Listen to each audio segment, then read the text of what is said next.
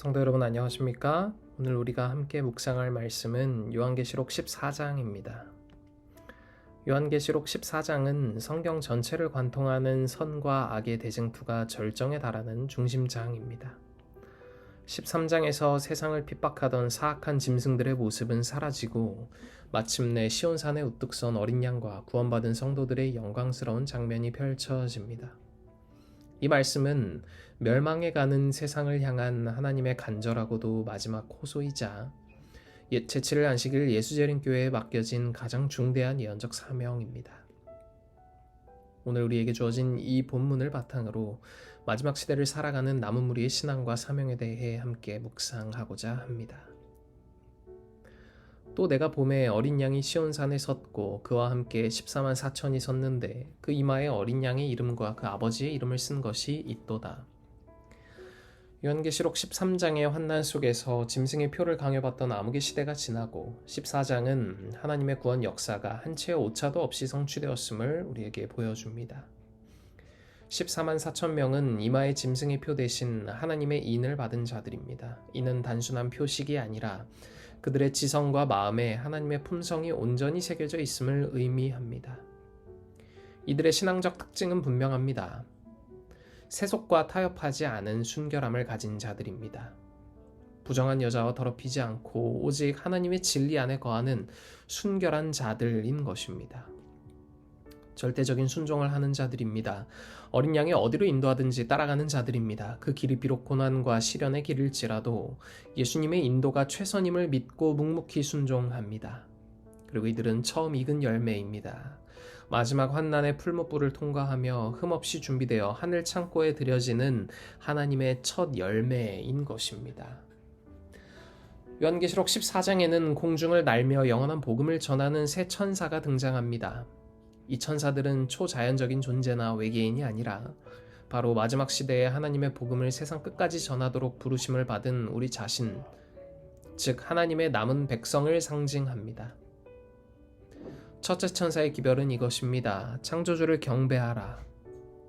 이 기별은 하늘과 땅과 바다와 물들의 근원을 만드신 창조주 하나님을 경배하라는 호소입니다.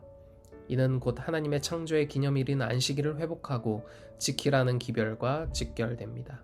복음의 핵심은 창조주에 대한 참된 경배의 회복에 있습니다. 둘째 천사는 바벨론의 무너짐을 선포합니다. 하나님의 진리를 떠나 세상과 타협한 타락한 종교 세력들, 즉 큰 성 바벨론이 무너졌음을 선포합니다. 이는 하나님의 충성스러운 백성들에게는 거짓의 속박에서 벗어나라는 가장 강력한 경고이자 해방의 기쁜 소식입니다. 셋째 천사는 짐승의 표를 경고합니다. 바벨론에 머물며 짐승과 우상에게 경배하는 자들에게 내릴 하나님의 진노와 심판에 대한 가장 엄숙한 경고입니다. 우리는 세상이 거짓 예배에 동참하지 않도록 담대히 진리를 외쳐야 하는 것입니다. 새 천사의 기별이 끝난 후 성경은 이 무서운 대쟁투의 막바지에서 끝까지 승리하는 진실된 성도들의 특징을 명확하게 제시합니다.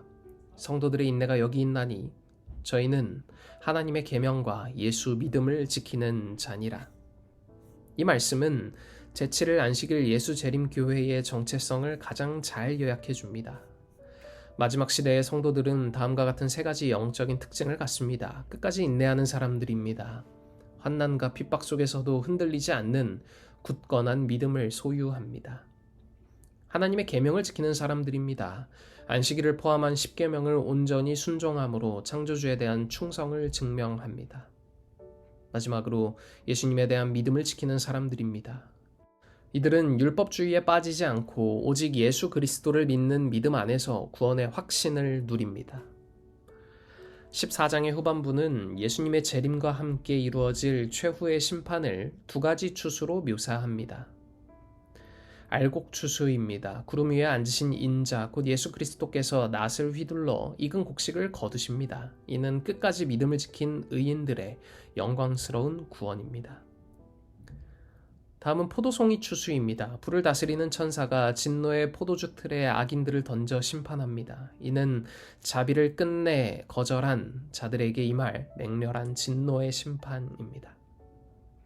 세상 역사의 마지막 순간, 은혜의 시기가 끝나기 전에 우리는 어느 추수에 속할 것인지 결정해야 합니다. 주 안에서 죽는 자들이 복이 있도다라는 말씀처럼 믿음 안에서 수고를 그치고 쉼을 얻는 자들에게는 영원한 상급이 보장되어 있습니다. 우리는 요한계시록 14장이 보여주는 14만 4천 명의 대열에 서도록 부르심을 받았습니다. 세상이 바벨론의 혼란 속에 빠져 있을 때 우리는 하나님의 계명과 예수 믿음을 굳게 지키는 남은 자손이 되어야 합니다. 어린 양이 어디로 인도하시든지 끝까지 따라가는 순종의 생애를 결심하십시오. 그리고 아직 진리를 알지 못해 멸망을 향해 가는 영혼들에게 새 천사의 기별을 힘있게 외치는 사명자가 되시기를 간절히 소망합니다. 우리의 헌신을 통해 알곡의 추수가 속히 이루어지고 하나님께서 영광 중에 다시 오시는 그날이 앞당겨지기를 간절히 소망하며 오늘 묵상 마치겠습니다.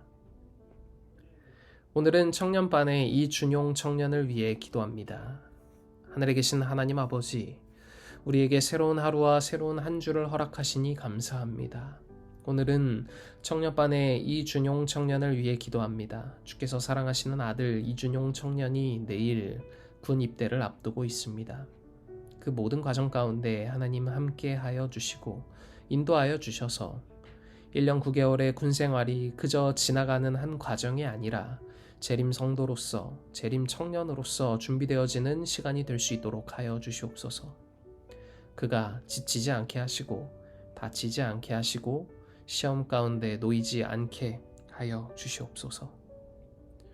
우리를 죄에서 구원하신 예수 그리스도의 귀하신 이름으로 간절히 기도드립니다. 아멘.